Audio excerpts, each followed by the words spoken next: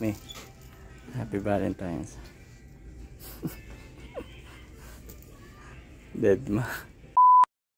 So hello sa Gaya Fam Squad. After nga namin idarap ang kids sa school ay dumiretso kami sa St. Mark's. Susubukan nga namin humabol sa misa kasi medyo nalit na rin kami. So hindi na nga kami nakaabot sa misa kaya attend na lang kami ng liturgy sa school. Dahil ilang araw na masakit ang ulo ni Mami Aima dahil sa sinusitis ay dumaan na kami ng Shoppers Drug Mart para bumili ng gamot. So hi guys, nandito ngayon tayo sa Shoppers. Sinamahan natin si Mami Aima sa magpa-consult kasi nga ilang araw niya na rin iniinday yung sinusitis niya. So habang nandun siya nag-fill up ng form, ako naman may nakitang flowers. Kaya susurpresahin natin siya, bibigyan na siya ng flowers. Pero sigurado ako sasabihin niya wag na di kasi nga ilang araw na lang birthday niya na. Kasi kapag February guys, Valentine's Day, birthday niya tsaka family day magkakadikit lang. So isang celebration lang ginagawa namin. So mas gusto ko kasi ni Mami Aima ng i-spend na lang time with family, more time sa kids. Hindi kasi siya into material things. Kaya swerte natin kay Mami Aima. So ayun guys, yung bulaklak na ubos na yung kulay pula.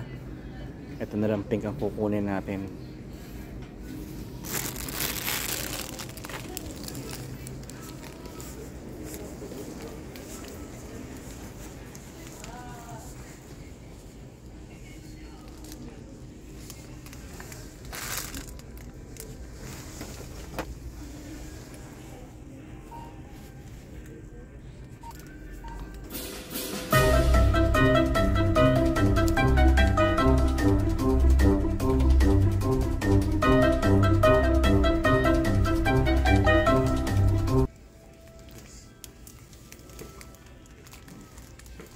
Me.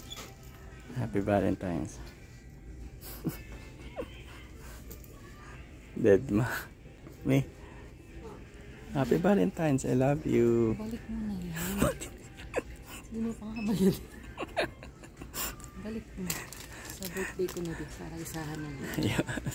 Kasi triple celebration tayo lagi. Valentine's, birthday mo, tsaka family day. Ayun. Huwag na. Sana na lang. Sana lang. Yung presence ko na lang. Hindi mo naman bayad din. Balik mo na. Pabayaran ko, tanggapin mo. Hindi din. Okay na. Sa birthday ko. Lagi naman. Sa birthday ko na. So tama tayo guys, di ba? Ganyan kasi si Mami Aima, low maintenance lang. Hindi siya into material things. Mas gusto niya pa yung time with family, yung magkakasama kami.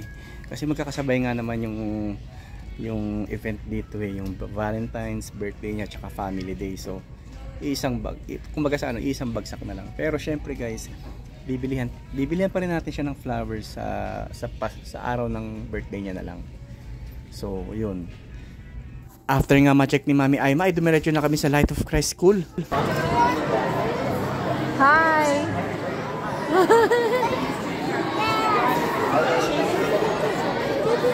Ang Ash Wednesday pala ay ang unang araw ng Lent para sa mga Katoliko.